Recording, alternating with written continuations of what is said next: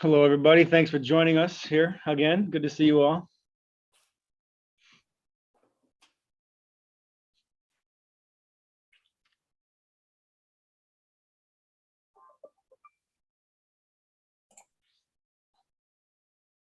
Actually, I suppose I should check. You can all hear me. Is that correct? Yes. Yes. Excellent. I think we're ready for action. All right. So let's go ahead and get started here if we could. Lisa is the superintendent of district without a chair at the moment. For this committee, I call the meeting to order. Could you please call the roll, please? Ms. Alfano? Hello? Yeah, we can hear you. Okay. Mr. Anderson? Ms. Cleveland? I'm here. Ms. Davis? Mr. Davis? Here. Mr. Kowski? Here. Ms. Guerrero? Here. Mr. Henry? Here. Dr. Johnson? Here. Mr. Kolar? Here. Mr. Miller? Here. Ms. Sador? All right. Thank you. Thank you, Lisa. All right. So a quick announcement, and then we'll get started with our first item of business today, which is the election of officers. First off, as everybody knows, this is the second meeting that we've had. So thank you all for coming together and being part of the second conversation. This is something that we want to do for a few different reasons of the district, not least of which is the fact that for our last meeting, as you know, we did not, due to a technical error with how we set up the meeting, we did not have public comments available for people to submit prior to the meeting, which isn't in compliance with OMA. And so this allows us to address that error. It also allows us to pursue the conversations again that we had before and come to consensus and further understandings on those topics, certainly beyond where we left it last time. So thank you all for being part of that conversation. I want to start by doing the election of officers, and this is a bit of a formal process, so allow me to go through the exact language here. Nominations are now in order for two officer positions, the chair and vice chair of the CFC committee. And so this is for a one-year term beginning this February. And at this time, I call for nominations for chair from the committee members. Do we have any nominations? Yeah, can I nominate Steve Miller for chair? This is Greg. Thank you, Greg. So Steve Miller is nominated. Do we have any further nominations?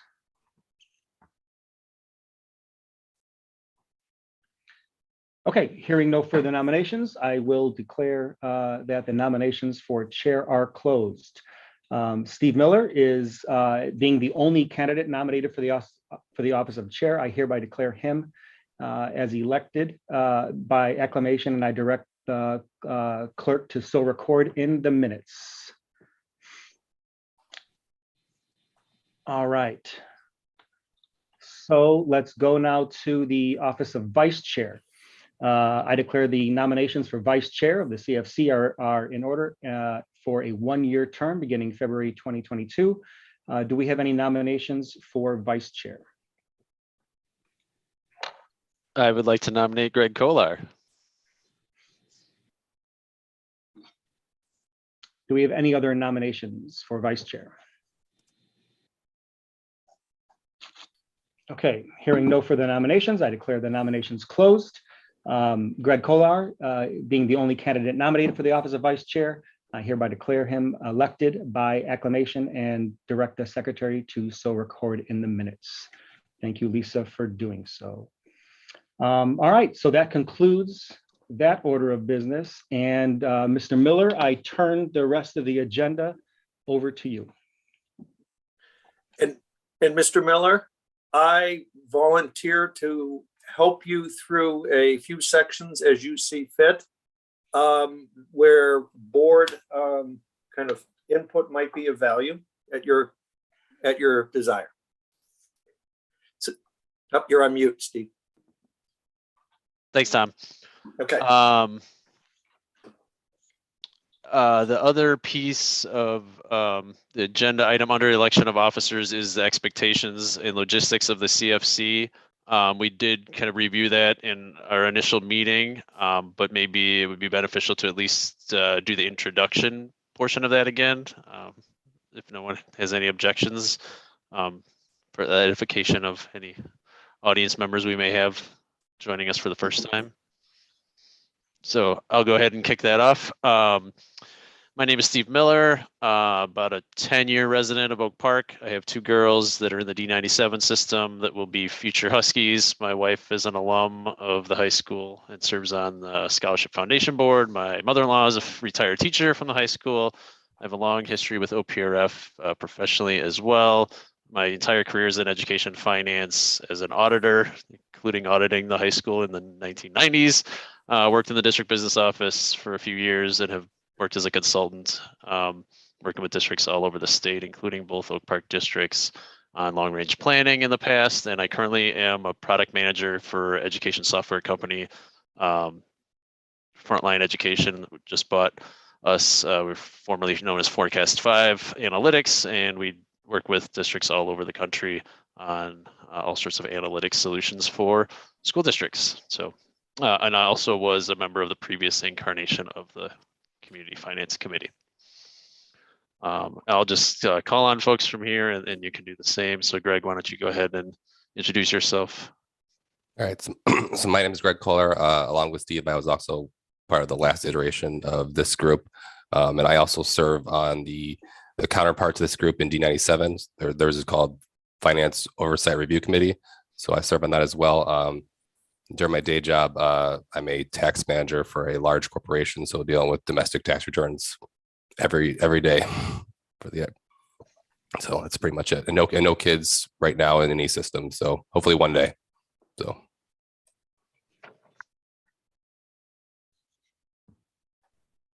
Melissa, would you like to introduce yourself next? Sure. So Melissa Cleveland, alum of Oak Park River Forest High School, won't tell you the year. I also have a freshman Husky at Oak Park River Forest. I'm finance background is I've been in banking about 20 years. So that's it. That's it. Thanks, Melissa. Cal, would you like to go next?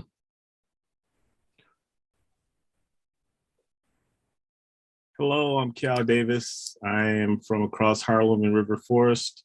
I've been living there about 25 years. I have a junior in high school at OPRF, fifth grader at Roosevelt in D90. I grew up in Maywood. I went to St. Joseph in Westchester. I'm on the school board at in D90. Serve on the Ed Red Executive Board as well, and also Vice Chair of the Youth Services Committee for the River Forest Township. I've been in finance about 25 years, just kind of switched over to project management, but it's still kind of a lot of finance involved with budgeting of construction projects at the airport and on the tollway. Thanks, Cal. And Petra. Hi, everyone. I'm Petra Guerrero. I have 25 years of finance experience, mostly in manufacturing. Currently, I work for a global specialty chemicals company as director of finance. I just moved back to Oak Park this past summer after having been gone 5 years, working in China and in Pennsylvania. I'm a mother of three, and I have one daughter, junior at OPRF, and a fifth grade boy in D97. Thank you. So in addition to the five of us from the committee will be made up of representatives from the district administration and two school board members. So at that point, I think we move on to visitor comment, and this is where I will lean on you a little bit, Tom, on how we're going to structure this Absolutely. piece of the agenda. Okay, so as a board committee, we are we're going to be following the board rules. We're subject to the Open Meetings Act. I was a big advocate for having that so that we can have public discussion. Part of that involves public comment. Board committees are covered in policy 2.150, and there's reference to this committee And public comment is covered in policy 2.230. In order, public comment is not meant to be a dialogue. It provides an opportunity for community members to give their voice.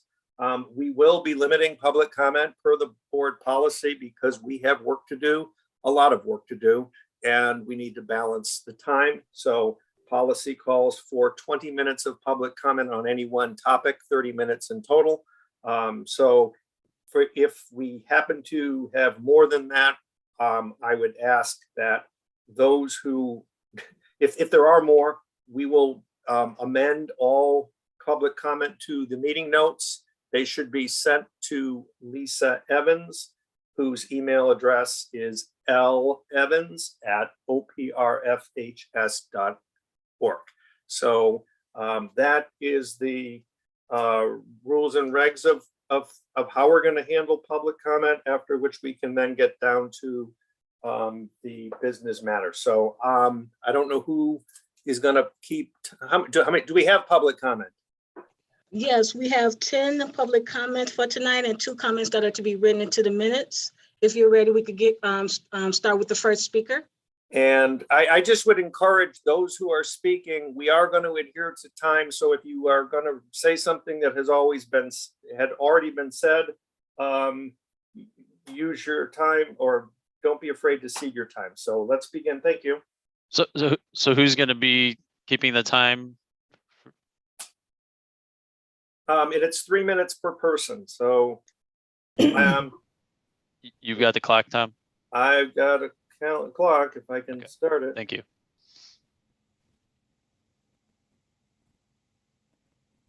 Good We're evening. ready. Shall I begin? Yes. Okay.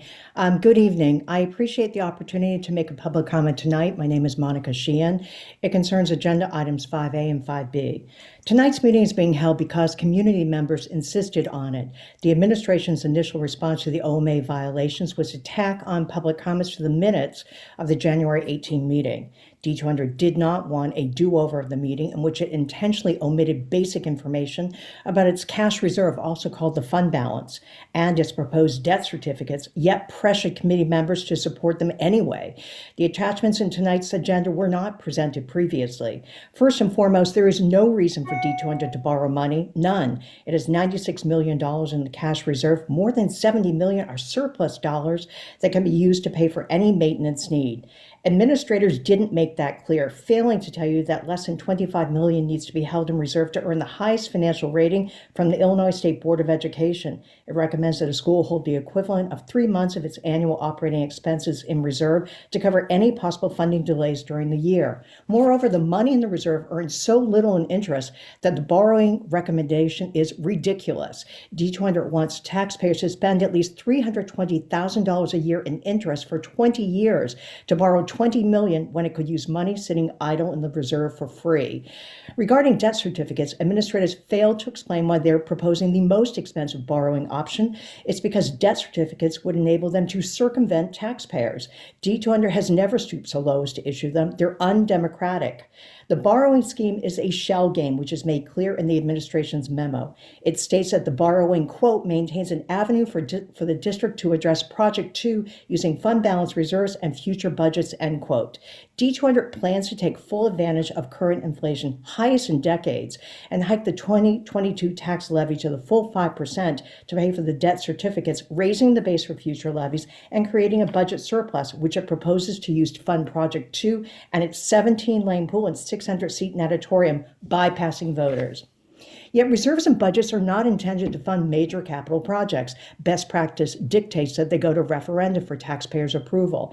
D200's current proposal is like the 2005 tax loophole maneuver used to siphon off unauthorized taxpayer dollars to amass the bloated reserve, making D200 unaccountable to taxpayers and spending. Both schemes even justify their controversial actions with the same hypothetical fear-mongering scenario about, quote, potential adverse action from Springfield, end quote.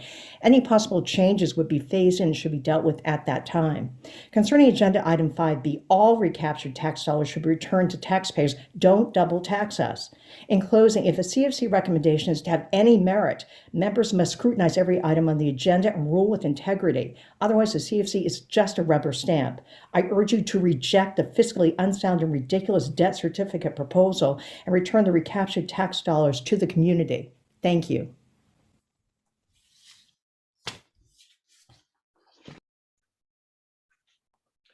Thank you.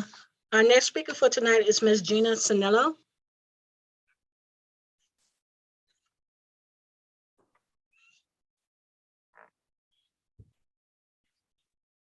Hello, can you hear me? Yes, ma'am. Whenever you're ready. Good evening. My name is Gina Sanello. I oppose the administration's $20 million debt certificate recommendation because there was no need for D200 to borrow money. The school has $96 million in cash reserves. At least $70 million of the reserve is surplus tax dollars that can be used to pay for anything in the 10-year maintenance plan. If $20 million debt certificates are issued, the taxpayer will have to pay at least $320,000 a year in interest, when instead they could use funds that are now sitting idle and could be put to better use. Debt certificates are fiscally unsound and really a poor decision. I urge you to vote no to debt certificates and accordingly reject the unnecessary 5% property tax hike called out in the 2022 levy. Also, use existing cash reserves to pay for the school's maintenance projects. Thirdly, put Project 2 and the $46 million oversized 17-lane, 600-seat natatorium to referendum. The taxpayers should have the right to vote. Thank you for your time. Thank you. Our next speaker for tonight is Ms. Judith Alexander.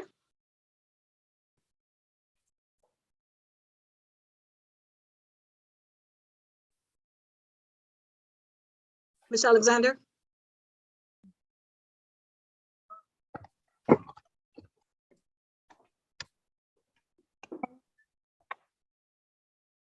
Ms. Alexander, can you hear us?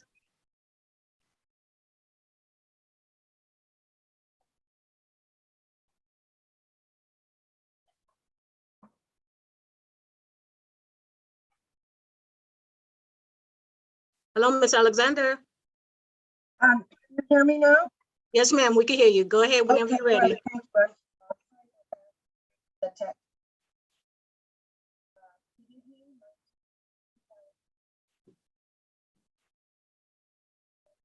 Hello, with our- we have- there's- We're unable to hear you, Miss Alexander.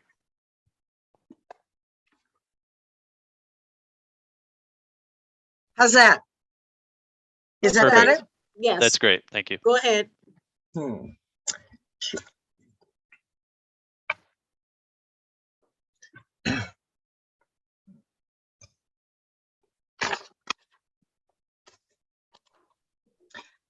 Hi, can you hear me now? Yes, we can hear you.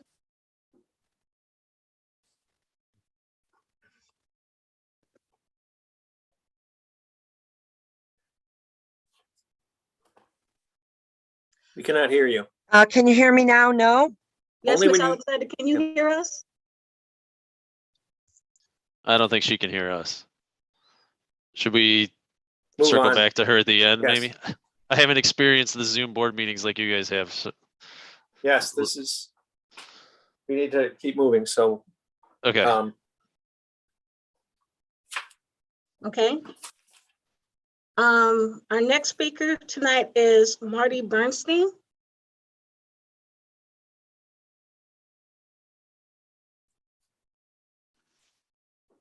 Hello? Hi, can you hear me? Yes, sir, whenever you're ready. All right, thank you. Good evening. Welcome to the new CFAC committee that was just voted in tonight. I agree with the previous commenters. I have a couple of other things I would like to add to what's been said.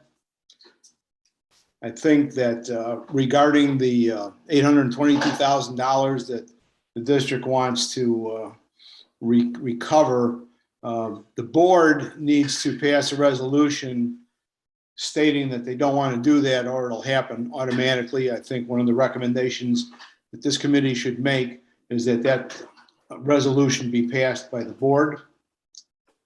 Another comment I want to make is that I was looking at the list of capital improvement projects that was included in the package. And I want to mention the fact that that's strictly a list of things that could be done. That is not a capital improvement plan. The capital improvement plan is supposed to be created by the board, the District 200 board, by looking at everything that's been proposed and deciding what's going to be done. Along that line, the project 2 for building an natatorium, that project, the total cost of that project is listed at $67 million. That's 50% higher than the pool project that was rejected by referendum in 2016. And I think there's been no change since that referendum. And this must go to referendum for the people who are paying these taxes to decide whether that pool is going to be built or not. $67 million. And that's not including any overruns that you know are going to happen on anything that we do. I would also like to suggest that in policy 420, fund balances, item B, number 2, should be changed to read, the district will target an overall fund balance of 25% plus or minus 20% of operating cash flows to align with the levels recommended by the ISBE for its top rating. There's absolutely no reason why the money that's been sitting in District 200 for more than 10 years should stay there. That's it. Thank you. Thank you, Mr. Bernstein. Our next speaker is Leslie Supton. Hi, can you hear me okay? Yes, we can hear you whenever you're ready. Okay, thanks. My name is Leslie Sutphin and I live in Oak Park. I've been following the D200 board discussions on the possibility of taking on various forms of debt to finance future capital expenditures. And as someone who has a master's in finance from Northwestern University and who has spent 40 years in the capital markets, I do not agree that now is the time for the district to borrow money in any form. First, the district continues to maintain a capital balance of around $90 million, earning almost no interest. It is estimated that it is holding at least $60 million in excess funds. Second, I do not agree with some of the advice that it is a good idea to accelerate capital projects and borrow now because inflation is likely to accelerate, making projects more costly in the future. Any participant in the capital markets will tell you that future inflation predictions are already priced into any debt issuance. I do not think that the administration nor the board has any special insight unknown to the markets on future inflation. Third, I have not seen any detailed capital expenditures. Marty mentioned this, plans complete with construction estimates and timing that would justify taking an even more funding than is found in the current fund balance. To borrow money without any concrete spending plans makes no sense and will result in money being invested at rates well below the borrowing rate. Not a good fiscal plan. Finally, debt certificates are sure to put additional operational expense pressure on the district's normal budgeting process in a time when property taxes are already high and residents are becoming weary of higher than inflation increases every year. I recommend that the CFC committee table a recommendation to borrow and let all of these things that I just mentioned take place before borrowing money. Thank you for this opportunity to speak. Thank you. Our next speaker is Brian Souters.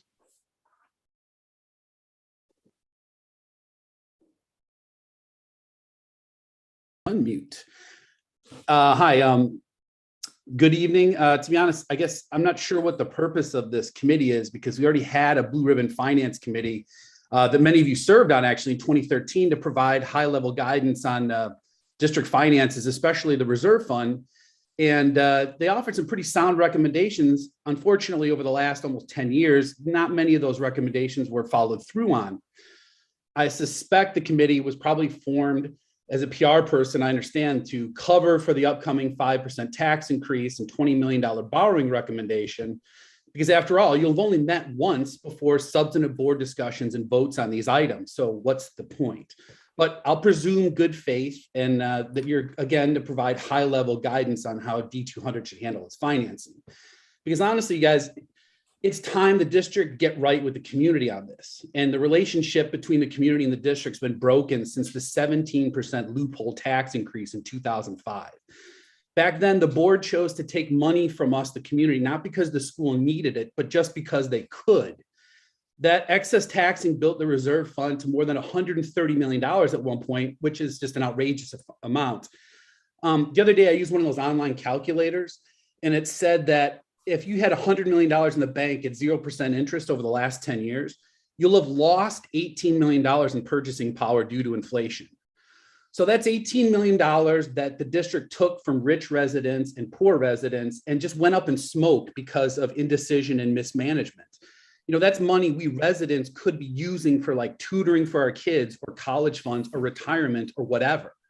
So as you move forward, I have two suggestions as guiding principles as you consider both the levy and the bonds. First, you guys, it's irresponsible and probably immoral for governments to take more money from people than it needs. You should not be doing that. Second, the district should never be looking for ways to spend money that bypasses community input or approval. And as we all know, these are not values that boards of the last 16 years have held. And as I look over the recommendation memos from the finance director, it appears as if we're heading down that same road. We're going to raise taxes beyond what's needed. We're going to look for things to spend money on. We're going to find ways that don't require voter approval. And especially, we're going to look to spend that money on an extravagant pool. Like, we need to get back to basics. So just tax us for what the school really needs. If we need to pay more for teachers or we need to upgrade facilities, you should make a plan. Then you need to sell us the plan, have us vote on the plan, and live with the results. Now, I understand we have this giant reserve fund at $100 million, and that makes things more complicated. But that's even more reason why we shouldn't even have a reserve in the first place. So, I mean, please use your service and the time you're committing on this committee to try to reset this broken relationship between the district and the community. Like, we're not just a revenue capture mechanism, as I read in all of the memos. Please just respect us and play things straight for a change. And like some other people have said, please stop saying that we need this reserve fund in the event that the state changes funding.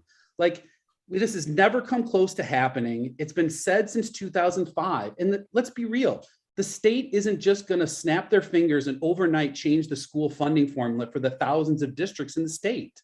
They're not going to do it. Anything that happens, we phased in over time, where again, we can figure out what to do. And when you keep saying things, it's just more BS to justify overtaxing us and not properly fixing the problem, which just further erodes community trust. So let's see if we can reset the relationship. Thanks. Thank you. Our next speaker is Kevin Papard.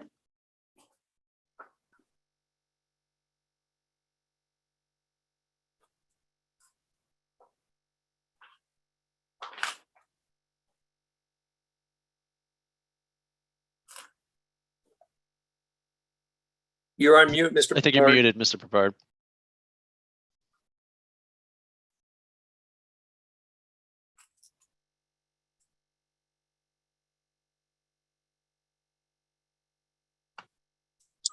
Can you hear me now? Yes, sir. Whenever you're ready. Yeah, I sent you a letter on this, so I'll keep it short. Basically, I think the projection you're living off of is badly mistaken. You're not going to have those substantial reserves because you haven't built current inflation. And we had a 7% increase in the CPI this last year. Your faculty contract is up. They're going to want to have payback for that and have inflation protection for the future. Yet you have only moderate gains given to them in salary. Your projection is absolutely unrealistic. Plus, it some of the figures are inconsistent to begin with. I refer you to my memo for the details, and I will send you more next week with an updated projection of my own. Thank you. Thank you. Our next speaker is Jack Powers. Can you hear me? Yes, sir, whenever you're ready. Thank you.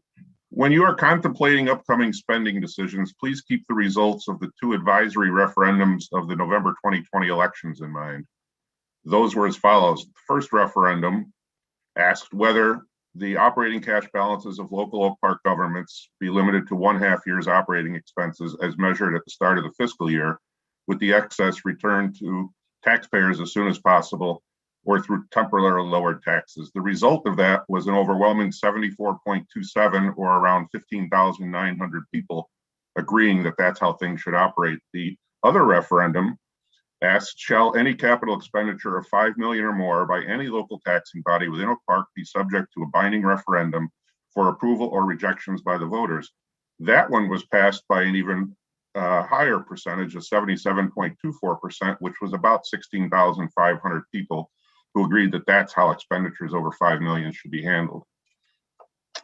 Further, D200's fiduciary responsibility to taxpayers includes making judicious decisions on what to spend money on, then judicious decisions on how to fund those plans. D200 is contemplating 2 actions that would each constitute a breach of its fiduciary responsibility to taxpayers. 1, using 20 million in debt certificates, which, as I understand it, is a vehicle carrying a higher interest rate than other means of borrowing, over 20 years to fund things D200 could and should pay for from cash reserves. I understand that the interest on these debt certificates would be about $320,000 a year. Over 20 years, 6.4 million. How many tutoring and remedial classes could that money fund each year for 20 years to close the achievement gap that the school inherits? The second breach of fiduciary duty would be a 5% levy increase coming during a pandemic, which would be not only a fiduciary breach, but heartbreakingly callous and tone deaf. Prior to the pandemic, families were leaving due to property taxes and home values stagnated due to those same taxes. During the pandemic, small businesses have closed, also in part due to property taxes. A 5% levy increase, which is unnecessary, even with the pandemic still in place, would simply be, thank you, sir, may I have another? The pool issue once again looms. Why is anybody anywhere contemplating devoting so much space and 46 million to a single sport with around 100 participants that comprise under 3% of the enrolled students at a landlocked school? A modest replacement of the existing pools at a reasonable price would satisfy school needs, needs being the key word. Any pool plan should be subject to a binding referendum as overwhelmingly expressed by the voters in the 2020 November advisory referendums. That 46 million spent on a pool would be a colossal waste of space and capital at an academic institution and does not address equity, the achievement gap, maintenance, ongoing needs, and raising academic performance, most importantly. I'm hoping that the CFC can be a voice of sanity and fiscal responsibility with the D200 board. The 2020 advisory referendums are powerful proof that taxpayers want fiscal discipline from local taxing bodies. This should not be disrespected and ignored by your committee or by the D200 board. Thank you. Thank you. Our next speaker is Mr. John Duffy.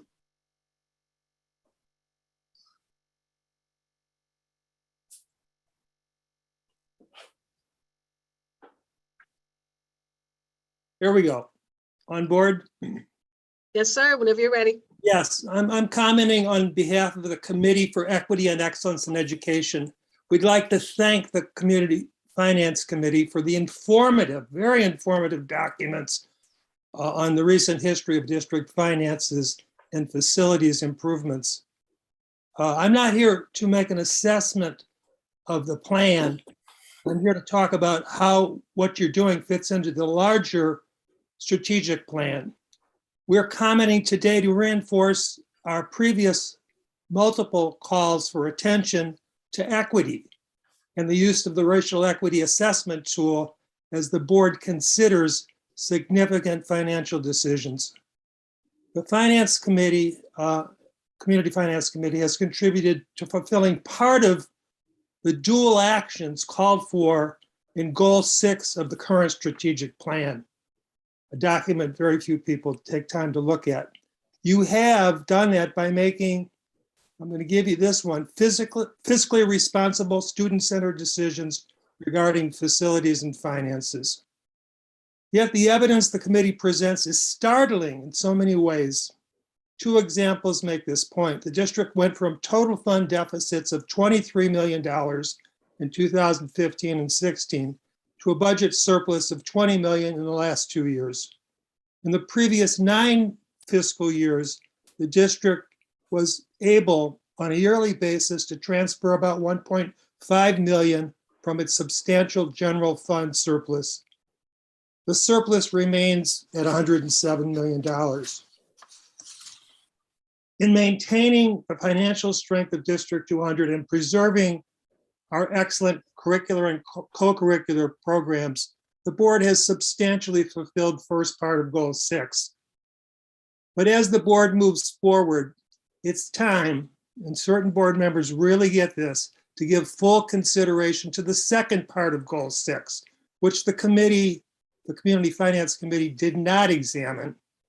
That consideration goes to the heart of District 200's vision to be a national model for all forms of equity with a special emphasis on racial equity. The second directive of Goal 6 is for the district to, quote, allocate resources to ensure excellence and equity. That's page 13 of the strategic plan. This action embodies a core prescription of the racial equity policy, 7.12, that, quote, decisions made regarding the allocation of resources within Oak Park and River Forest High School shall be filtered through the racial equity analysis tool. In pursuing the equity goals of the strategic plan, we ask that this board and our superintendent fully support both parts of Goal 6 and continue to actively embrace an equity resource analysis of programs, staffing, and budgeting, as it was recently presented by Dr. Hardy in the Office of Equity and Student Success Action Plan. Thank you. Thank you. Our next speaker is Patty Flannery. Thank you so much, Lisa. Can you hear me? Yes, ma'am, whenever you're ready. Yes, thank you so much. Thank you for taking the time to advise the Board of Education on the proposed $20 million debt certificate. D200 needs ethical and financial reform, not debt certificates that allows them to continue reckless spending. School districts throughout Illinois have relied on financial consultants with biased data to increase funding for, quote, education through referendums, debt certificates, and other schemes to drive up real estate taxes by more than 120%. How has our increased investment impacted our children and communities? In 2000, Oak Park River Forest High School ranked in the top 500 high schools in the state, and 29% of our students were African American. It now ranks 43rd, and 18% of our students are African American. Meanwhile, highly paid administrators and staff have increased at the high school by over 400%.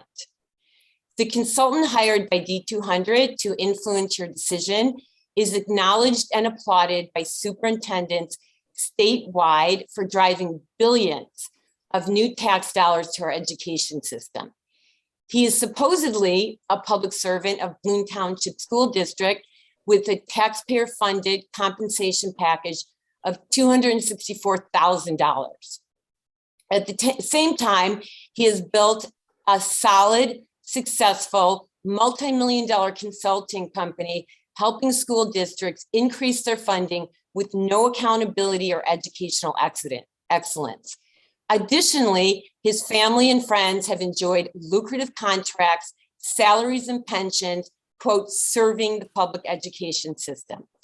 Another family, retired as a trustee of Bloom Township School District, has a taxpayer annual pension of $204,000 with an expected lifetime payment of $5.1 million. D200's consultant recently sold his business and will receive a lifetime pension payout of approximately $10 million. That's $15 million. As a parent and former Oak Park High School student, I am profoundly disappointed by the Illinois Association of School Board that pressured legislators to vote no to House 7, which would allow communities and parents to vote on consolidation of school districts. The system is broken and corrupt. D200 puts the convenience and the needs of the administration first, teachers second, students third, and parents last. D200 has a $96 million cash reserve through overtaxation of residents and has received millions of dollars. Please advise against. The administration should be right-sized. The teachers that are doing the hard work in the classroom should be empowered and respected. Thank you. Thank you. And we still have Ms. Judith Alexander. You want to try her again?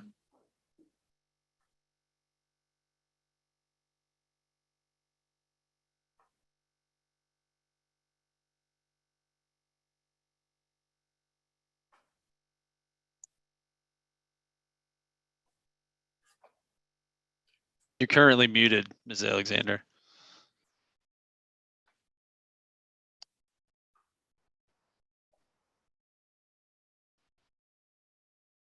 Okay. Ms. Alexander?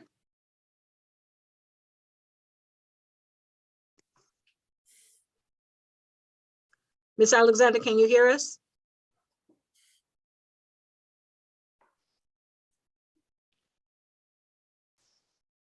There's something wrong on her end. Yeah, I think we should move on in terms of our agenda. So I just have a quick question for Ms. Evans. For the written comments, how will those be distributed to the committee? Was it said that would be attached to the minutes, so we'll get those at the Yes. subsequent meeting? Yes, ma'am. Yes, sir. Thank you. Thank you to everyone who shared their comments. Our next agenda item are the discussion items, the first of which are the debt options. And the first piece to 4AA is the D200 financial summary. Who's going to be presenting that information? Yeah, introducing that is going to be Rob Grossi, our consultant. Thank you. Thanks, Rob. Good evening, everybody. So you should have received in your packet a financial summary which summarizes the audited financial statements since FY 2013. And so this is just commenting on the history. I have no involvement in the projections that Kevin was referencing.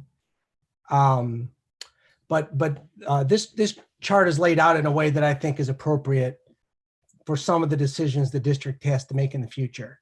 It's set up so that the surplus and deficit is built off of a $5 million capital and equipment.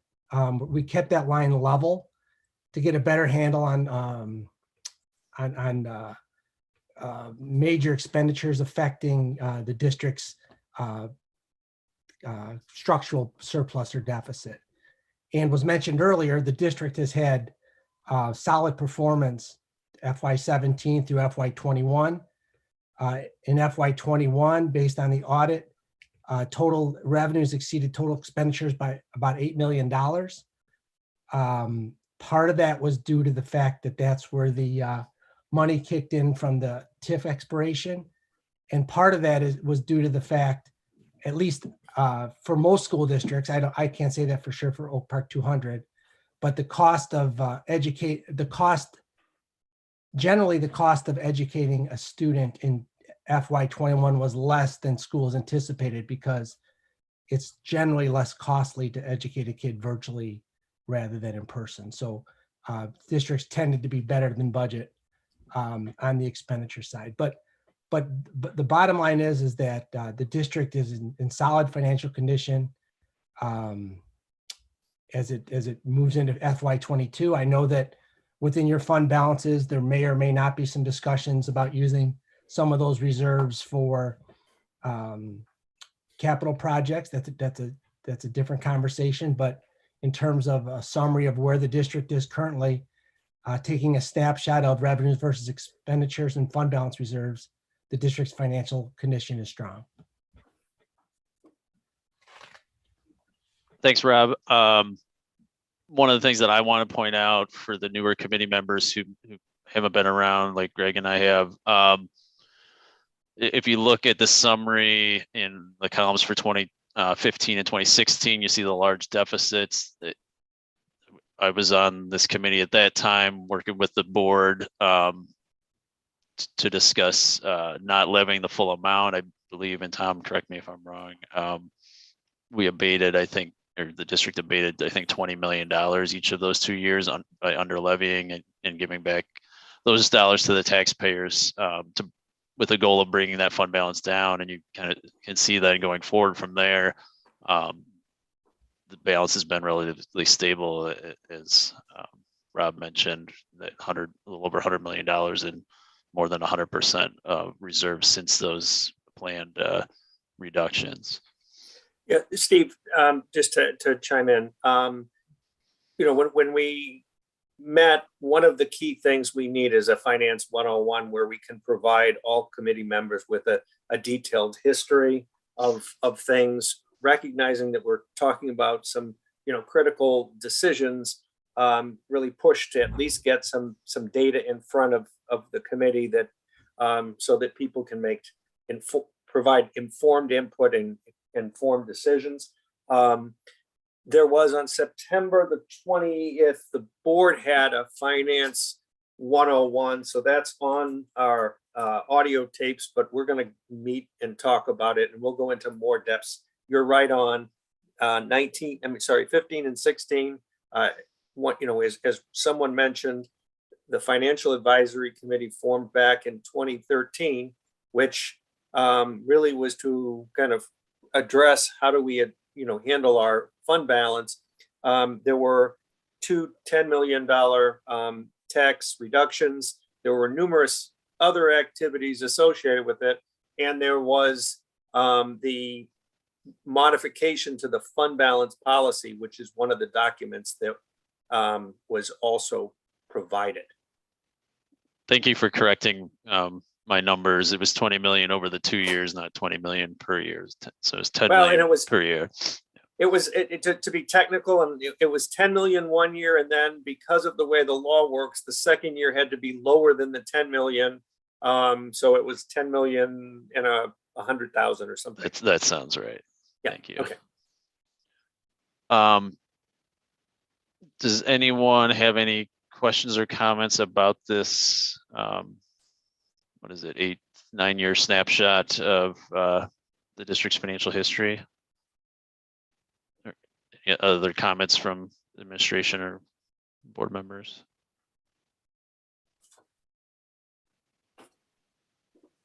Then the next agenda. Go ahead, Rob. I just want to add one thing. It's my understanding, based on conversations with the business office, that of that $102 million fund balance that the district ended up with in 2021, after the completion of Project One, is it called now, and that it's going to be, the fund balances are going to drop to somewhere closer to $85 million. I don't know, that somewhere around that number. That's the segue into the next agenda item, because the 5-year projection document on the next page shows the current year budget and some of the projections going forward, so we can take a look at that. We have a separate agenda item to talk about the fund balance policy. So I did have some thoughts on the fund balances from the previous page, but we can talk about that when we get to the policy itself. Now, so this, when I saw this in the packet and read the heading, this is from last October, and the 2021 values are labeled unaudited. So I'm not sure that this ties out to the information on the previous summary due to the timing. No, it doesn't. Of that. Okay. No. So we look at this on an cash basis, and our audits are done on an accrual basis. It's easier for comparisons. So this is just, I'll explain this. This is our typical format for our 5-year projection. We generally show it at least 2 to 4 times a year to the board. Generally, we show it alongside with our levy and alongside with our budget. So this was the last time we showed it to the board when we were working on our levy. So once a year, our CFC will approve all of the assumptions that go into creating this 5-year forecast. So I believe in October, we generally look at that. Keep in mind when you're looking at these numbers, if you go to the next page, Steve, or whoever's driving this. So our total fund balance is also including 20 million that we have setting aside for future capital. So we are projected to end this fiscal year around 87 million, but really taking out that 20 million of future capital, it's 67 million. So yes, we have an 82% fund balance at the end of this year, but really without that 20 million, it's going to be 63%, around 63%, which is within our fund balance policy. So when we do our Finance 101 presentation, we can take a deeper dive into all of the assumptions that go into creating this projection. And we definitely have a whole meeting dedicated to approving the assumptions that go into this projection. It would be my preference, not to speak for any of the other community members, but I would like to have the financial projection review as soon as we can, kind of after we do the intro 101 introductions, just because all the other things that we're talking about really build off of what does the financial future look like. And so any other recommendations we make, I would like to be kind of through the lens of what does the financial forecast look like.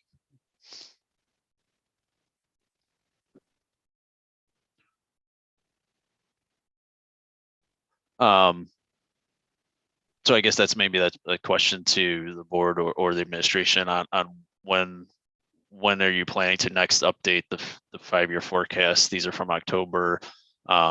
It's basically showing current year to come out as budget. Almost everything is same as budget at this point, and now we're 7+ months into the year and starting to know things are probably not happening exactly as planned. So when do you think you would be able to bring an updated version of this to the committee and or the board? We can the next meeting.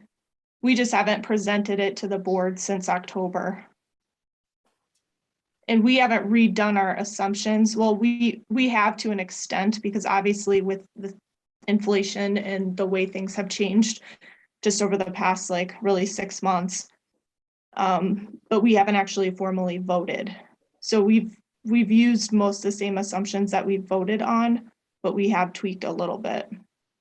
So we do need to go over at CFC our assumptions that we want to use. Because the last time we've reviewed it, it's been almost a year. And that was when we had CFAC. Right. I think it was this time last year, I think, when we last discussed it with the old committee. So we can based move on the, oh, sorry, Tom, go ahead. Yeah, I mean, we can bring it. I think it makes sense. I agree with you, Steve. This needs to be just to be when we talk about other key events, just from a chronological standpoint. This is focusing on the dollars. I know there's a board meeting this February the 14th, and it's to focus on facility needs, et cetera, to try to get a comprehensive view of that. And so that's just one of the other pieces to fit in this. So it would be best to get that information in to, before looking at it. But I think that fits the timeline you're talking about. Okay.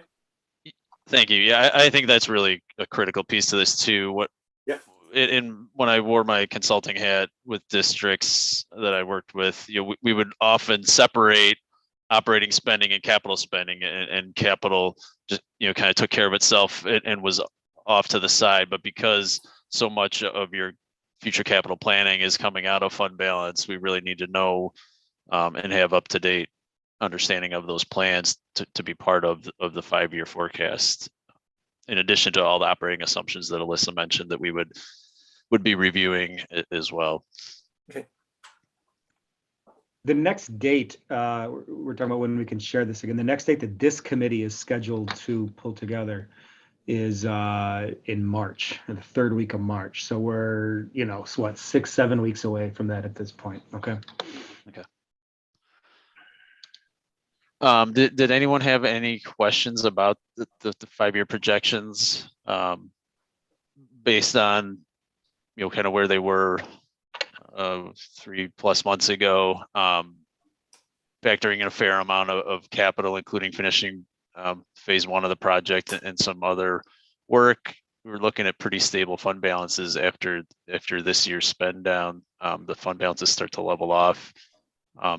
You can see the percentages at the bottom of the page that Ms. Evans has up now. They're in the 80 to 90% range. And we'll kind of come back to what those percentages mean when we talk about the fund balance policy, which is coming up on the agenda. I did have one question, perhaps to comment. As I'm looking at project for 23-24, and just comparing both the prior years and years after, it seems that's a year of more significant increase for property taxes of 6.5%. As well, if you go down to the bottom, if you look at capital building maintenance, it's double the other years. So I'm wondering what is that attributed to and why is that so? So the capital is if we are on our spending plan of an additional 10 million a year. So if you look, and we're going to go through the capital, I believe, shortly on the agenda. If you look, we're based on the projects that we're doing, we're almost like front loading the costs. So we used to have a plan where we just spent $4 million every single year. Well, because we're doing the roof, we have to spend more than 4 million. So that's why the cost jumps up and then kind of levels back out. So that roof is 23-24. Is that what we're saying?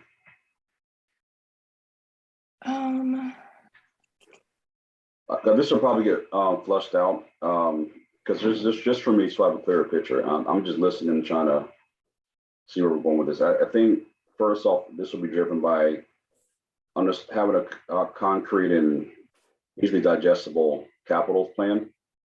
The chart we have is not easy to understand at all. This is project 1. It's in progress. It's done. Once we can see something that actually shows what was spent in that year, when it will be done, what is needed, and kind of break it out that way. Myself personally, probably some community members too, or even people on the board, can fully understand what we're looking at as far as numbers. Right now, to me, it's just hypothetical, and I don't really know what I'm looking at because I don't know exactly what we're talking about regarding spending. So I know there's $4 million per year we talk about. That's I guess that's budgeted. Then we go above it. That's the roof.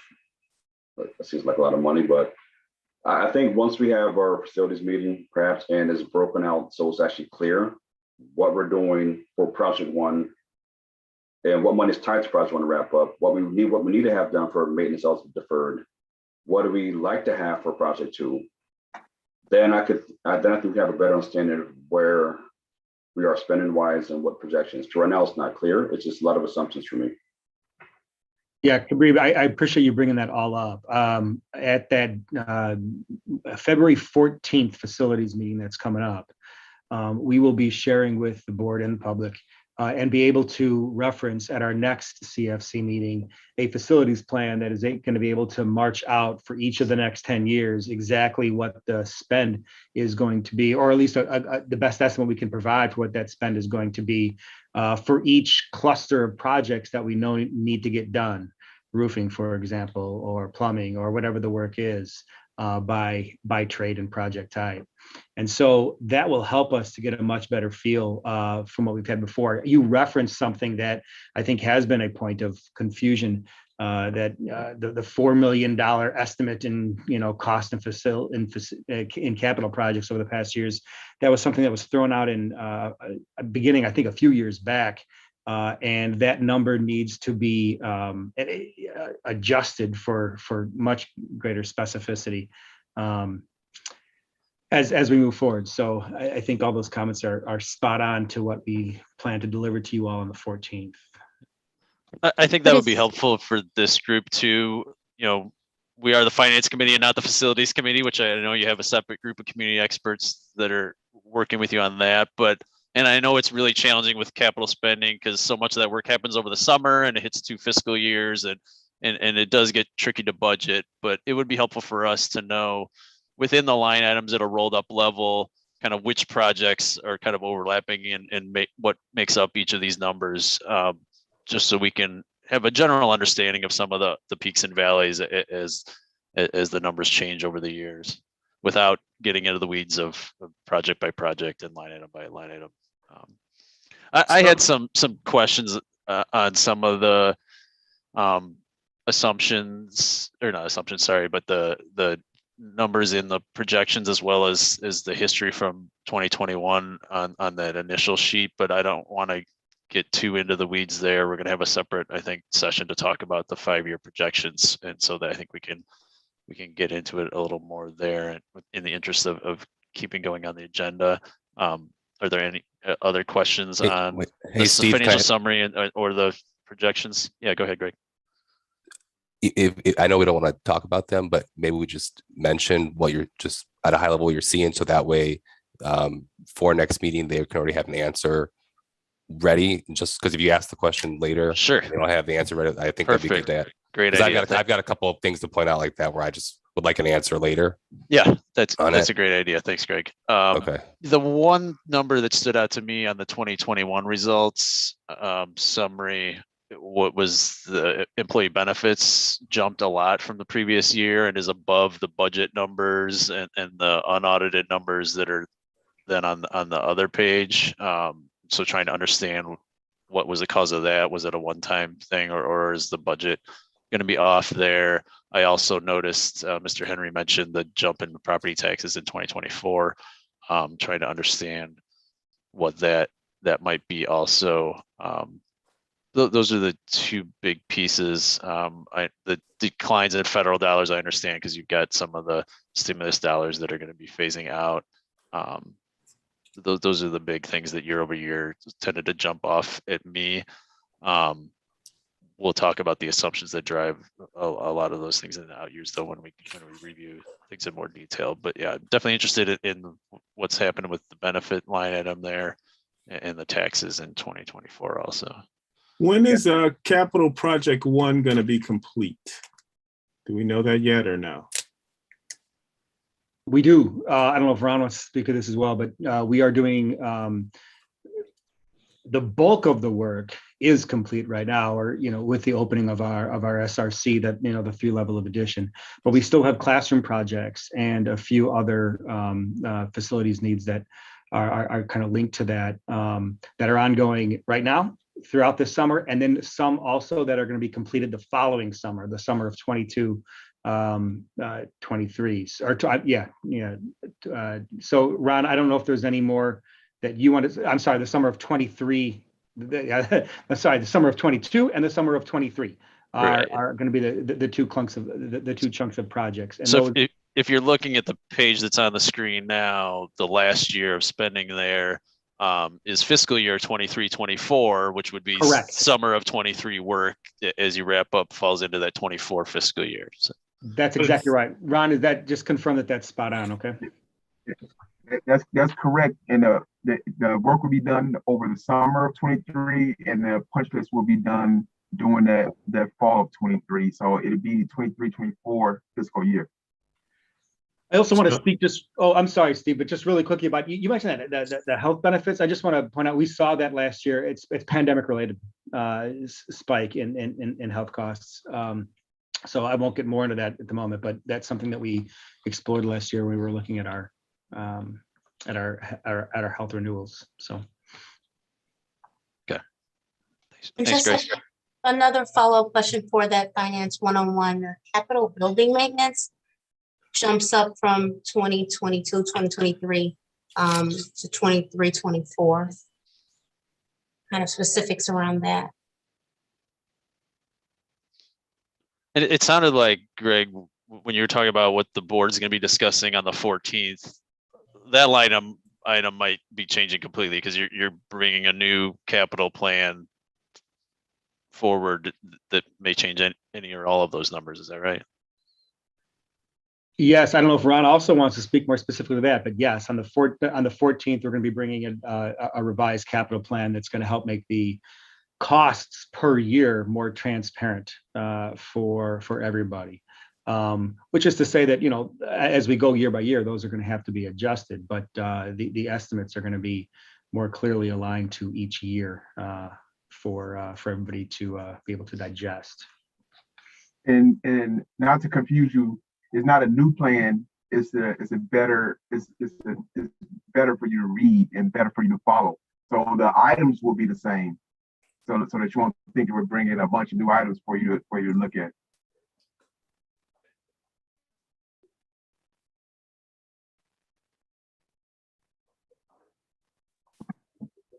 Steve, I would suggest that if committee members have any other needs as they reflect on this, that they, you know, in writing could just submit, just so that we do attend to all questions that, you know, pertain to this, recognizing there's going to be a deeper dive. And what's the best way to communicate that to the administration?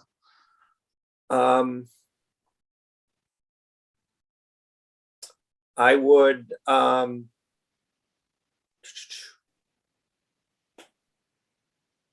just trying to think, because one of the things, Greg, we talked about was setting up email for the group. So I don't know if you could talk to that real briefly while we come up with them. I mean, we just need to get it to the business office is what we need. Yeah, that's exactly right. So I think if I understand Steve's question there are two separate things, both relevant and important for the function of the committee. But one is how do members of this committee get information to the administration, questions and so on to the administration? Right. That was my question. Lisa.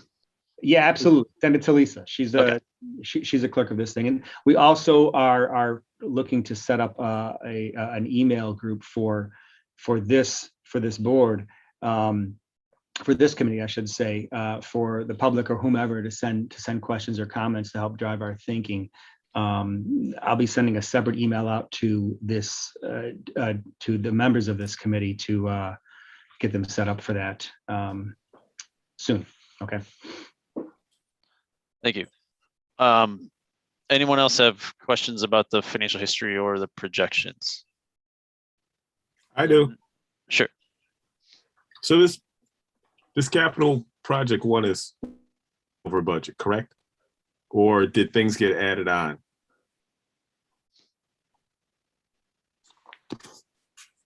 Yeah, I don't know who wants to tackle that. Tom, if you want to speak to that, or I can speak to that. Or the answer is both. It's really both. Yeah, the answer is simple, both. That's right. Okay. I've got a question as well for the capital improvement plan that was mentioned. Is that something that we as a committee give input for, or do we just get the numbers once they're already approved?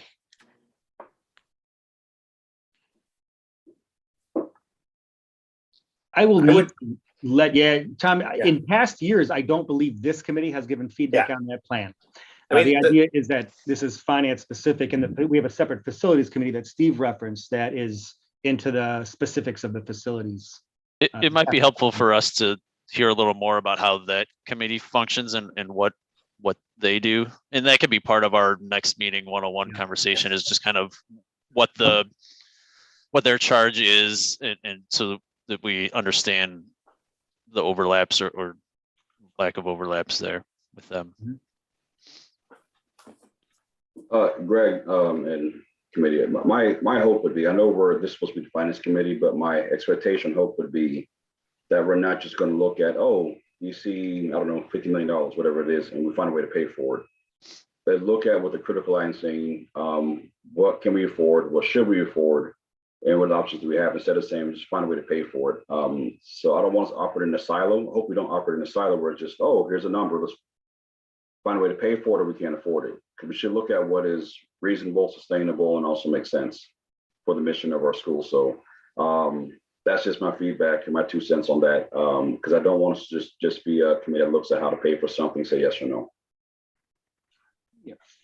Understood. Thanks, Kareem. I was, of course, that makes perfect sense. The intent is for another committee to really go into the weeds and kind of figure out what that is. But what that whole thing is and how it's been prioritized absolutely should be something that is communicated any time funding for our facilities projects are discussed. And that could be high level from the Absolutely. facilities committee, so we can understand it. Maybe we break it out in different sections. So we can understand it as instead of just like a whole, just piece by piece. That's not too much in the weeds, but just so we understand what we're talking about before this committee gives a recommendation to the board for any kind of vote.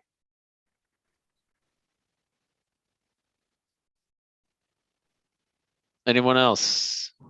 Yeah, I just for next time, Melissa, because when like I said, like with Steve, just for projections, it's just a random. It's very small, but in the earnings section, there's an investment earnings line that on the one side it's 400,000, then it increases to 800,000.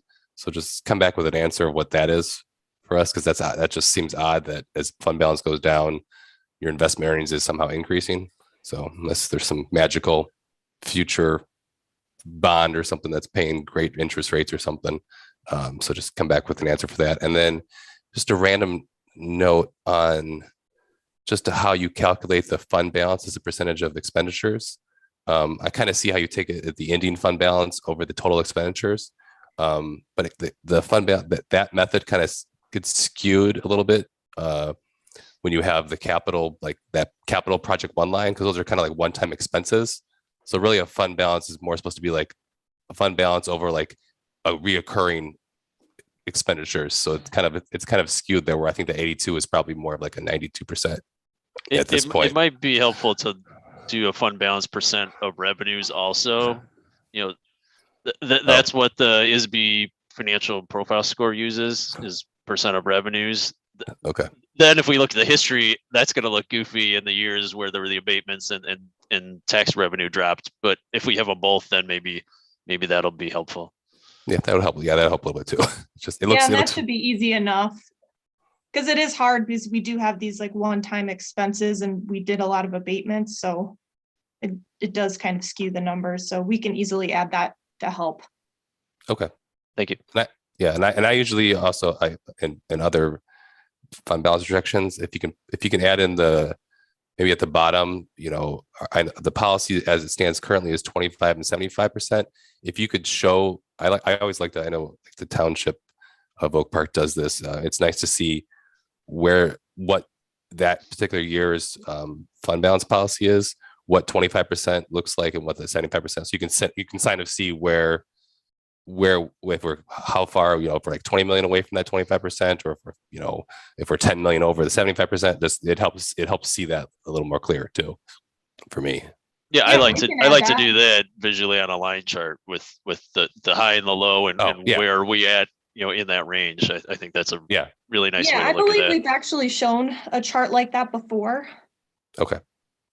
It's just hard because like this wasn't a deep dive into the 5-year projection. Yeah, no. Yeah, that's why that's a good idea. We can definitely surface that chart again, because these are comments. Yeah, so these are more comments for next when we go over this in more detail next time. And it's helpful too when we show the chart, because we show the 20 million in like a different color than what our total fund balance is, because we do have 20 million sitting aside for future capital in these numbers.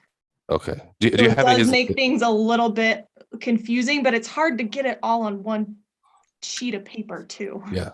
And beyond the 20, I assume the board has already passed some like resolution that says we want to restrict this for future use. Yes. Or is it okay? They have officially done something like that. So they've said capital. Okay. So they've already said something that they want to set aside the 20. And just, is there other random revenue? I know like a year and a half or 2 years ago, prior to board member Arkin being on the board, there was like a foundation that was started that was going to be maybe looking at, I'm just going to assume that's a zero at this point, because I really haven't heard anything in 2 years or so, give or take on that. You're talking about fundraising related to capital? Yeah, I know. It was like Fred Arkin, and I can't remember who else, but then Fred's a board member now, so I don't know if he's involved in that, or really haven't heard anything on that. Obviously, it's a separate item of revenue, but that's still money that is potentially could be, we have to look at that and see it. So none of project 2 is in this. Yeah, and Greg, your assumption that we should consider that 0 at this point is spot on. The conversations about that were really ramping up. You're right. Before Fred was on, when Fred wasn't on the board, and the pandemic hit and paused, and stopped all of that kind of conversation, and it has yet to be officially kind of started up in any meaningful way, from what I understand. So, assuming that we are at 0 for any purpose for this district is exactly spot on. Perfect. Thanks everyone for your questions. Next agenda item is the capital improvement plan projects. Ron, are you gonna give a quick overview of that? Sure.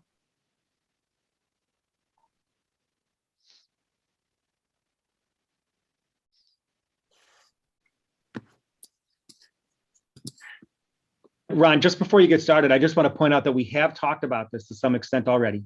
We do know that in only 11 days from right now, we're going to be repackaging that. And the request has already come from this committee to bring that kind of repackaging and representation of it back at a future meeting. So I just want to make sure that we don't spend too much time as a committee right now, given where we are with our agenda, going into something that is going to be kind of represented and repackaged. Now, with that said, the committee has questions, and Ron, if you want to add, clarity on what we do see here, that's great. But I just want to make sure we don't forget that context. Thanks, Greg. Did anyone have any specific questions or areas? I do. Of this here? Okay, great. Okay, so the pool. All I hear is the pool, but it is a lot more than the pool. So if you could explain to me that particular project, because in the public comments, the only thing they mention is the pool. In Jewel, all I hear about is the pool, but I've talked to some people and it's actually more than just a pool. Well, in the pool, it quote unquote phase 2 of where that's not even in this list of projects that we're talking about here, right? Okay. Well, we don't have to talk about it, but Greg mentioned repackaging. So I just wanted to kind of get an idea if you guys I hope you guys are repackaging the pool. So it just doesn't say pool. It says pool and gym and everything else and whatever else you're going to add to it. The complex as opposed to just the pool. I think it would be helpful for us to understand sort of where the board and administration are at with project 1, this list of ongoing maintenance and upkeep projects, and then a potential project 2 that includes pool and or other things. And, and maybe that's the conversation you're having, in a week and a half, and it goes to our next meeting. But that's definitely a piece where I could use a little clarity too. Yeah, Steve, that was my ask, to break it out so it's clear and we can digest it and make it make sense. So hopefully that happens in the February 14th meeting. And so by the time we get to our next committee meeting, we can actually have something to look at that makes sense. Because right now, the spreadsheet is convoluted and doesn't really tell a good story for me. But as Greg said earlier, I don't want to remove anyone, but we have like 10 minutes left, I think. So I would really like to get to the next line item. But that's something I really think is important to talk about as our board policy for debt and fund balance. I really do want to say one thing very, very quickly. There's a reference in this document to $46 million for a pool. It's on page 4. You can see that reference. Cal, this is right to your question. That is in here because as a district, this was that dollar amount was listed as an estimate. If we were to replace the pools as we currently have them configured within the school, that should not be mistaken. And it's not as clear as it needs to be in this document, but that should not be misunderstood to what it would cost to build these pools from scratch in the context of project 2, as the board had adopted, that a few years back. So there are 2 different ways of looking at that. If we have project 2, here's what the whole thing is. Cal's talking about, all the other things that might go into what project 2 is. That's separate from what we see in that estimate. But again, that speaks to the clarity that needs to be added to this as we move forward. Ron, give me a thumbs up if that's just to. That's correct. Yeah, That's why you see it in both. You see it in the capital improvement because this is to replace in place just in case project 2 don't happen, and then you see it in project 2 because that's what it is to build it in that entire building. Yeah. Thank you. So one last piece before we move on. So really, page 1 was the recap of items that could be funded through the debt issuance that we're going to be talking about. We did review that at the last meeting. So unless anybody has questions about those, I agree we should move on to talk about the policies.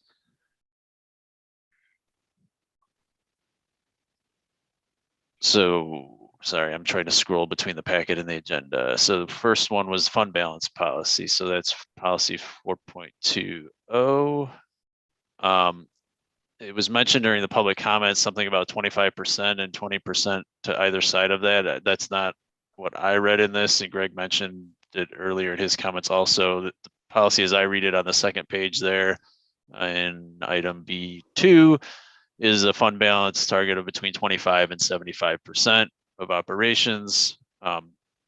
So those are the 2 lines we were talking about a minute ago with Alyssa, and the ask for the next meeting is to kind of calculate what are those in dollars so that we can more easily see how far away we are from either one of those levels. It is mentioned here that ISB financial profile score that I mentioned. Also, the district's in financial recognition, I believe, has been for many years because of the size of that fund balance, among other things. And you can see if you had a chance to read the policy in advance, the policy also talks about what the district would do if they fall outside of this. This is a good fund balance policy. I've worked with many districts over the years that have much less detailed fund balance policies. This is really specific. It gives, I like a range rather than just this is our minimum. And I like that it has some of the conditions and some things that the district would do if they were to go outside of their range. And so, Steve, I kind of, in terms of having the committee make an informed decision, I felt it was important to see this, recognizing that this policy was modified based on a prior committee and actions have been taken to kind of, gear towards that. But I think it's a key, the question is, does this give us guidance in what we need to be deciding? So. Yeah, and my answer to that question would be, it definitely does. I think having that range, understanding that the district's currently above that range, and the projections that we looked at that are from October show that they're remaining above the top of that range 5 years out as well. Does anyone have any questions or comments on the fund balance policy?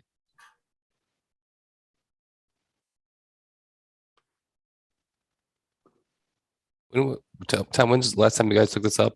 This one? Is this every year you guys review all the policies? Or it's got a date on the third page. Yeah, so Evans, if you scroll down, it's November of 2015 was the last time. Okay, so that's probably a computer adjusted. So it's probably so that was probably the Tom Kofsky 2013. Yes, it was Finance Committee recommendation, and then the board eventually approved it. Okay. Eventually, it went through the final. That's the final of all that work. Yes. Okay, so it's about 6, 7 years old, almost. Yeah, 6, 7 years old now. Okay. And this is one of the things that I think as a committee, we can certainly review in detail if we have recommendations for things we think should be changed. That's the sort of input I'd like to be given to the board.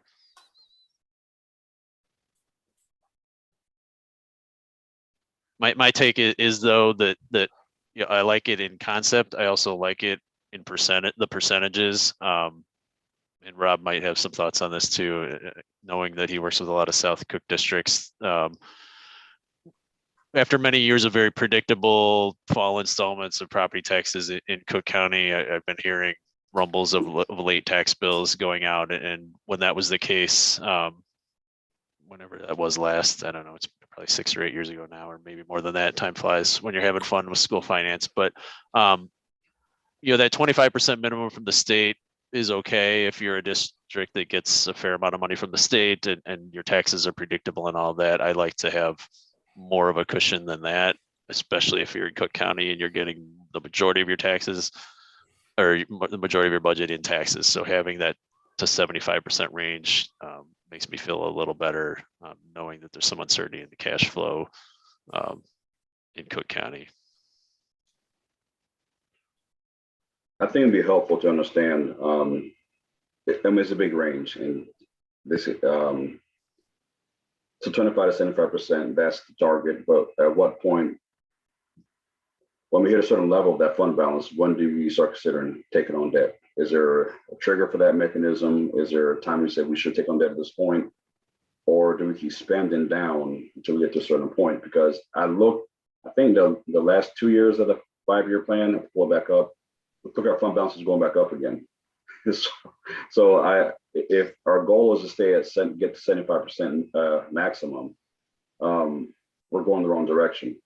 So as you're having this debt conversation, I think we should look at through, I guess, in a more practical manner is, are we going to spend down to a certain level? For say, now we just take on debt. Should it be at 50% of the operating budget or the revenues, however to define it? Should be at 45? Because we're over 75%. Even at 75%, I think we'd be able to $70 million, I think, for 75%. That would be our capital improvement plan or deferred maintenance plan there. But also, if we're still going up in fund balance from whatever the savings, what we're having, it doesn't make sense to me. So I think we should probably look this maybe a board discussion, Tom, or figure out when is the trigger for taking on debt if we have X amount percentage of fund balance dollars. Yeah, I would. A couple things, Kubri. First, I think that with all the discussion we're having on facilities, et cetera, the chart that, I think we've got to wait and get that information and relook at it. But it doesn't change what your comment is. I do think I would kind of throw it to this committee and say, you've seen our fund balance policy. And right now, do we need debt management policy or anything in the area that would help, especially as we're talking about these discussions on debt? Are we adequate in that area? Really addressing, like Kabriev saying, what are the guidelines and such for taking on debt? Because that's really what the key decision of tonight is being looked for. So. Yeah, I have a thought on that and want to go back to the fund balance piece too, so we can kind of hit both policies here and intermixed. I really do like the district's fund balance policy. I do feel like the debt policy is pretty thin, and I think you could do a lot, and we're happy to provide some input from the committee on adding some additional information there, including some of the trigger points on maybe what would when and why the district might borrow, and I probably have some resources that I could tap into to help with some sample policies from other districts there. On the back to the fund balance piece real quickly, it would be nice to do a little stress testing with the district's cash flow and just see, when we talk about fund balance policy and when ISB looks at it for the financial profile score, they're just looking at the balances on June 30th at the end of the fiscal year, and you're comparing it to this 25 to 75% range. But knowing whether that's the right range or not for the district is hard to know unless you know where the district's at and it's a low point during the year. When a huge chunk of the budget comes in twice a year, there's a lot of months that are deficit spending, and there's only 2 months where you have big surpluses, and then that tides you over until the next tax payment. So what happens if tax bills go out 3 months late, and how much lower is the low point and things like that? So that's something else that we can delve into in a later meeting. Steve, at a high level, do you I can't remember the metrics for finance, like ratings. It's like 1 through 4 ratings, right? And it's if you're higher than 25%, you're at a 4 automatically, right? Correct. I remember correct. Okay. All right. Yeah, and that's something we in part of the 101, maybe we review that financial rating system real quickly with the whole group. Yeah, Steve, it would be helpful as you're kind of discussing that, just as you look at projections from 24, 25, 25, 26, you see we go from 80% to 91% to 93% of the fund balance percentage of expenditures. So as you're doing the stress testing, and maybe I have some clarify the projections of how we're going the other direction. I know we're taking out some one-time payments for Project One, line safety's out, but it seems like we're going the wrong direction if we're trying to get to more number that makes more sense. I don't know if you had a chance to look at that. Yeah, I definitely think we need to revisit the financial projections, understand the growing balances in those out years. Does that change with the revised capital plan or not? What are the assumptions that are leading to that, and what are some of the recommendations we would make then to the board based on the new projections? Anyone else have any thoughts on the policies? Not for now, just a general high level comment. I don't want to get into a discussion of it, but like I've always been a fan of I've never liked the 25 to 75 range. I always like I'm more of a 25 to 50 range, but that's just me. But that's for another time for discussion when we bring that up. So. Yeah, and I guess that was kind of what I was getting at a little bit with wanting to understand cash flow. And I'm comfortable bringing that top part down too if I understand what the cash flow looks like and what kind of balance at June 30th turns into on November 30th or 12/31 if taxes haven't come in, and how long does that last in a Cook County tax bill situation like we used to have 10 or 12 years ago.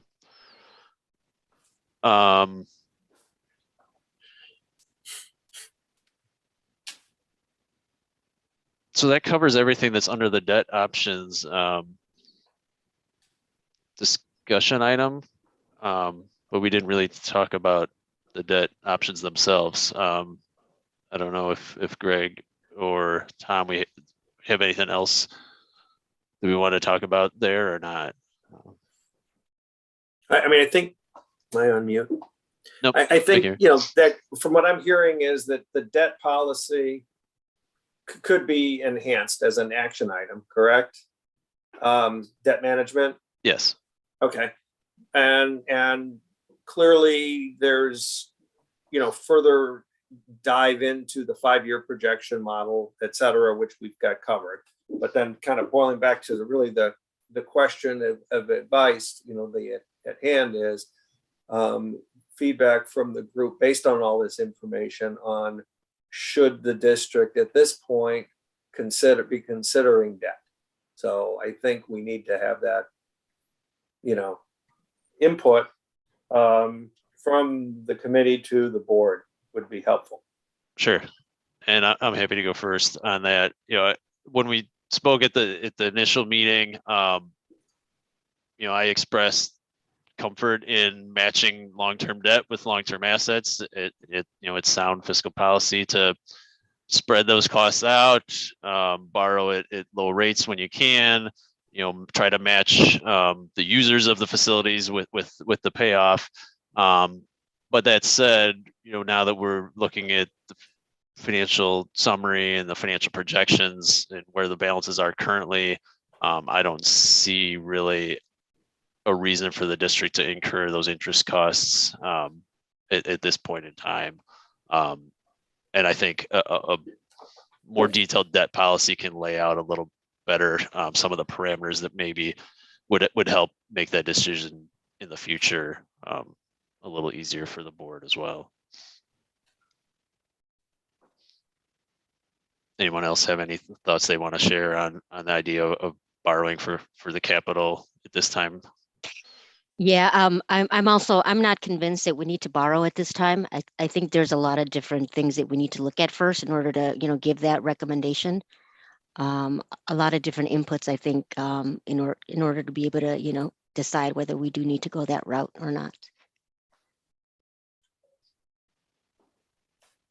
I agree that we don't really need to incur debt right now, especially with you guys kind of coming down to the 50 handle from the 75 handle. I mean, we're above 75 now.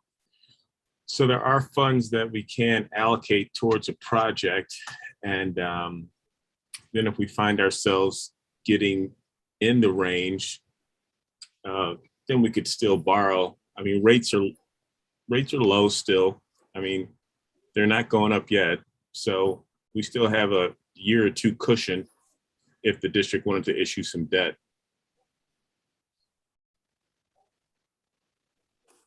I can comment too, in past issuance. I know 97 has issued debt they issued debt after the April 17 referendum. And I know I can't remember their last issuance, but it was right before the pandemic hit. And we closed down, and they were getting a really good rate of, I think we ended up somewhere in like 2%. So it was low then. And then even before that, I call it that was the second tranche. The first tranche, they were still at like 2.5, 2.75. So they were still in 17, 18, they were still really getting a really low number, only because they have, just like D200 has, they have like really high credit rating. AAA. AAA, yeah. So Yeah. especially now, with as they say, the state's doing better. So folks are even, yeah. Well, they're doing better. The bondholders are even more willing to question. Not that they ever question Oak Park, because they know we're going to pay our bills, but other school districts that might have been on that bubble where they might have not considered them are being considered. So I'm the same. And I'm the same position that I even ran like just a quick projections, and like I'm seeing that like just using fund balance for all this, you still have like a healthy fund balance, even if you take out the $20 million that Alyssa referenced that's set aside for some future project yet to be determined what that project is. You're still about it. Roughly, my guess was looked at about 45 to 50% in like outer years, like 5, 6, 7 years from now. So you're still sitting really healthy, even using that money and not issuing debt. I guess I have a question. I initially, with what we've seen, I'm opposed to the debt certificates, but the limited bonds, I know on the information that was sent, it said limited bonds, they don't impact the operating funds of the district, but it's paid through that interest tax levy. So the payments for that are going to be there. It's not going to have to come out of the operating funds. I think I want to understand that a little more before I make a decision on whether we should. I think that option is more. I would want to know more about that option.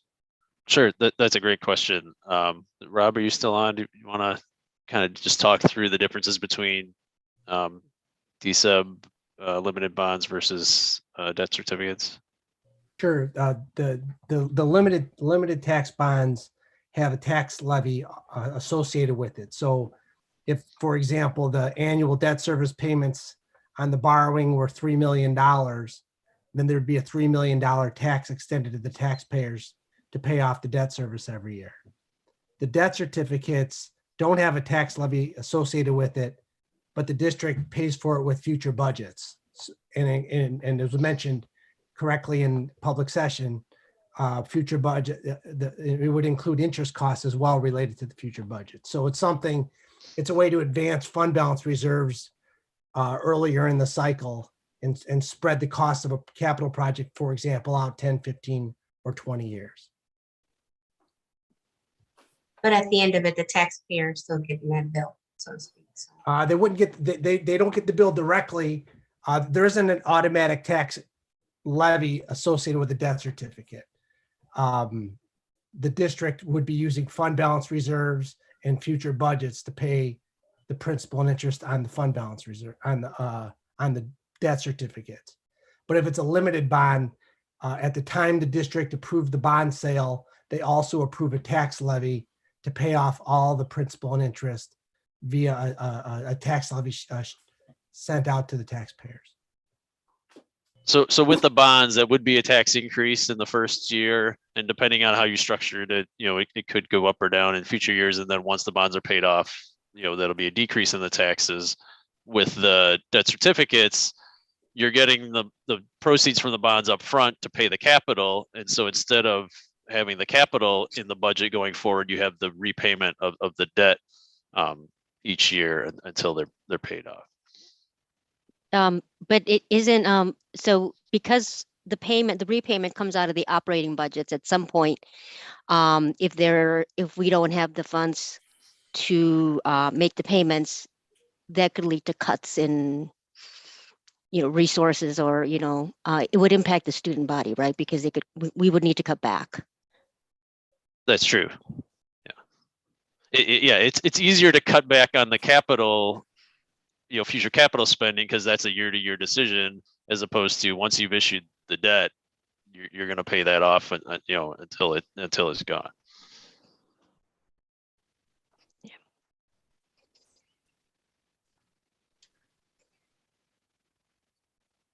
Yeah, I appreciate the finance one-on-one, but from what I've seen and heard so far, I don't see a reason why we would go with these debt options.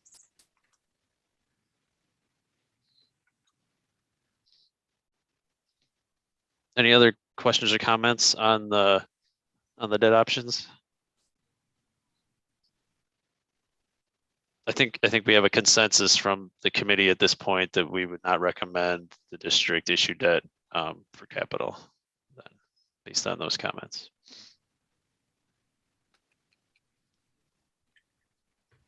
And I think you've got, there's some follow-up action items such as policy and other work. But that's, yeah, I think it would be good to, if I don't know if you're doing it, Tom, or if we should start it now, but if we're making a list of topics for the 101 presentation, I think we should include that in that. And then working on a debt policy would definitely be a recommendation from the group as well.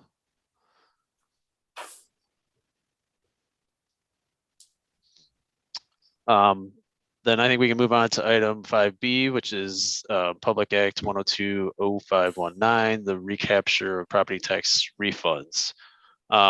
We did talk about this in detail in the initial meeting. This was a new bill passed last year that allows the county clerks to automatically extend an additional tax levy to recoup refunds paid to taxpayers during the year who were successful in their appeals and things like that.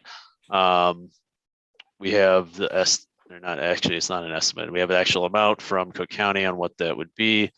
And we discussed that quite a bit at the last meeting. And so the county's going to extend it automatically unless the board passes a resolution telling them not to. And I think our consensus at the last meeting was the recommendation that, given the district's fiscal position, the fact that they hadn't budgeted these dollars, that we thought they should pass that resolution telling the county not to extend this recapture levy.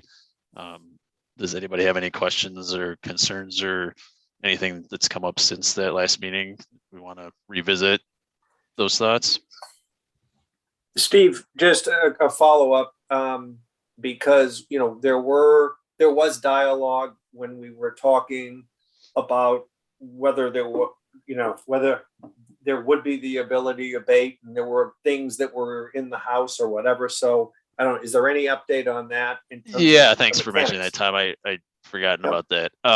Yeah, I had some questions about that, because last I had heard from some school districts was that Cook County specifically was not allowing this abatement. And then as I did some asking around, I found that they had changed their tune. They had sent information out to all the taxing bodies that they would accept these abatements. So there shouldn't be any issue with the district doing that. And I forwarded that onto the district, and I think they already had it probably in-house anyway. But yeah, thanks for mentioning that, Tom, because I was uncertain if the district would be able to do this when we talked about it at the last meeting, but they will be. And is there any, thank you. This is just to have continuity of information to those who might be listening, et cetera. The other question, are there any other issues I know this is changing legislation. So is there anything else that might be happening with this one that's kind of in the works, or do we not know? I know this was a surprise bill when it passed, and I know that there was some attempts with some trailer bills to modify it. Anytime you deal with bills related to property taxes in Illinois, it tends to bring out some people, property tax lawyers specifically. But as far as I know, nothing is moving forward. It's a weird legislative session this spring, though, so I'm not certain where things are at. It wouldn't affect this 2021 levy that you just adopted and are dealing with now in this conversation. Things may be different a year from now, and there may be more or less avenues for this going forward. But as of now, I don't think there's anything new. Nothing that I'm aware of. Yeah, and this one has an April or I mean, the date is in the short term, right? So. Yeah, I just got my tax bill in the mail the other day for the first installment. They need to know what, that's the one that's always the estimate of based on the prior year. For the second installment bill, whenever that goes out, they need to factor this into account along with CPI and all the other things that get trued up with the second bill. That's why they have the spring deadline. So we need this action item on a board agenda in the near future to take in the recommendation of this committee and then let the board take appropriate action. So because that's what's going to have to happen. Right? By the March meeting, because it has to be filed by April 1st at Cook County. Yeah. So this one's got a sense of urgency. So is there anyone on the committee that has any other questions or thoughts on this to share with the board of the administration? Just one point of clarity, just for the administration, basically, do we need to, for purposes of voting, actually make a recommendation first and second it, and then actually vote on this and then have a formal recommendations to the board for these two items that we have clearly said no to? Tom? Great question. Greg? Thanks, Greg. Yeah. You're the vice chair and now the parliamentarian of this committee as well. Thank you. Yeah. Tom, do you want to speak to that? They're listed as discussion topics, and so there isn't really, the action. But I think the action is is that I'm hearing that there's a 5-0, a consensus on both topics, and that's what we need to just take to the board. So I don't know, is that proper? I don't know. I guess for me, it kind of makes more sense that these are more advisory recommendations rather than votes, given that the members of the committee are both the five of us from the community, as well as a couple school board members and administrators. So if we were doing votes, it would seem like it would need to be everybody voting, which would seem a little strange. So yeah, I think that makes sense. Yeah, when the charge was written up, it didn't specifically identify those types of action items. But I think that, the idea that this is an advisory committee and we clearly have consensus on the two items that we've discussed are going to be memorialized in the notes, and they'll be relayed that way to our board when these items come. So I think we're in good standing there, Greg. Thanks for the question. Great. Anything else on that agenda item? I know we're past our targeted adjournment time of 8 o'clock. We spent some time talking about the comparative districts at the last meeting. I don't know if anyone had a chance to spend any more time looking at that or had any thoughts they wanted to share on that. Tom, did you think we needed to kind of revisit that at all in this setting? If anyone has any guidance or input, I just appreciate, the input from the past, and we've already kind of taken that information in as we kind of formulate, who we're looking at. So it's fluid, right? I mean, things change as data changes, but I don't see a need for a deep dive unless someone has some specific issues or challenges. Anyone have anything they wanted to share related to the comparative data and the peer groups that we walked through?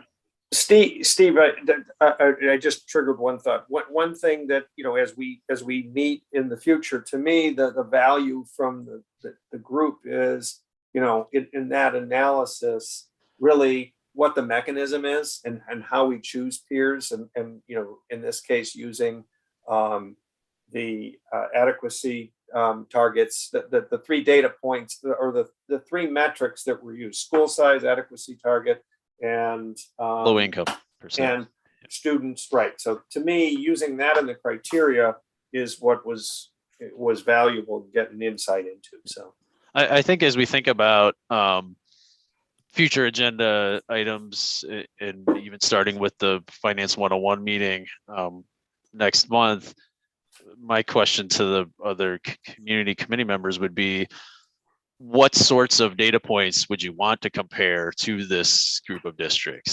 So we looked at the 3 data points that are used to determine the peers, and I included, when I put that together, some high-level student test score data.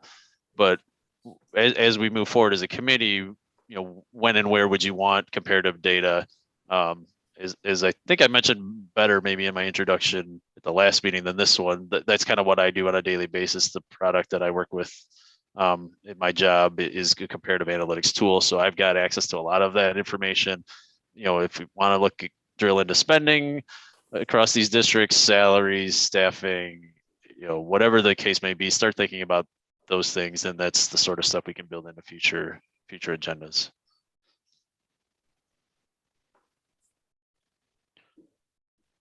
Hearing nothing else, then the last discussion item was the annual calendar. Greg or Tom, did you have anything that you wanted to specifically mention related to this?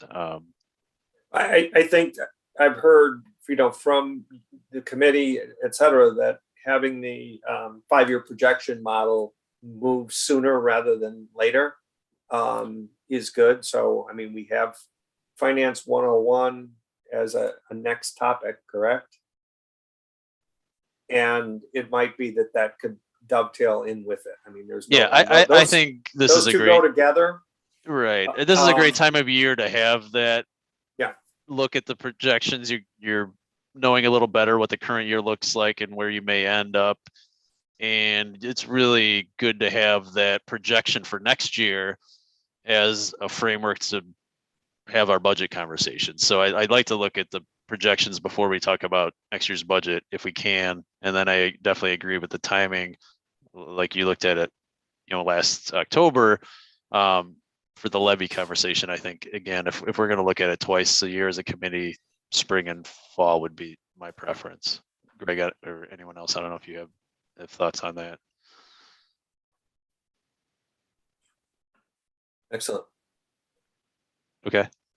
Anyone else have any questions or comments on kind of timing of some of the things that are listed on our calendar? We'll do the 101 presentation, and that'll probably cover some of the evidence-based funding piece at a high level, as well as reviewing the projections, and then we'll have some budget conversations and facility conversations along the way as well during the year, and the levy. I guess as we start to lay out an actual calendar, we'll have to think about when we need to talk about the levy in relation to the calendar for when you have to have the different board milestones for the levy as well. We may need to start that conversation a little earlier than you would think you would normally if it's got to go to the board in October and November and for just the ultimate December adoption. Yeah, I think what we can do based off of the conversation today, there have been a variety of specific items that have been identified throughout this meeting that fit within the general framework we have here for this annual calendar. And what we can do at the next meeting is not only bring kind of the Finance 101 there, but a more defined calendar with some of those items in there that we can, just kind of get some consensus on, not only for what this committee will be doing for the rest of the spring, but also, we'll define us in the next school years. So, we'll make that an agenda item when we come together in March. Okay. Great. And I think also we'll have to adjust the budget because of the teacher contract that's coming up. That's a big chunk of the budget. And we still don't know. I mean, we know inflation's high, but we don't know how much higher it's going to go, which, if it runs up there and we have a shortage because we're coming out with different strands of COVID, 5% might be a possibility at some point, just because you got to pay the bills. Even though we have money, you still have to, teacher contract and levy, that could be a nice chunk of dough. So. Thanks, Cal, for mentioning that.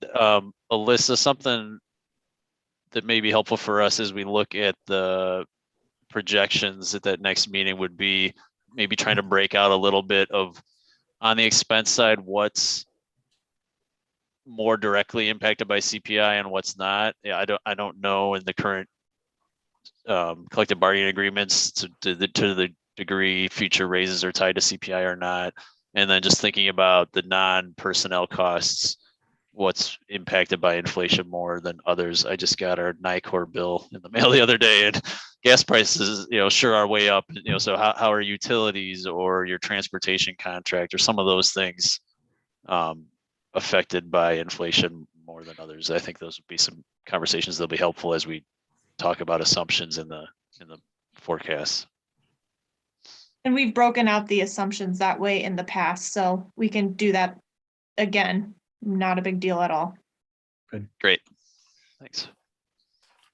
The next agenda item, number 6, was future agenda items. I think we've kind of talked through that and talking about the calendar and discussing what the next meeting would look like. Does anybody have anything else they want to add for future discussions for the group?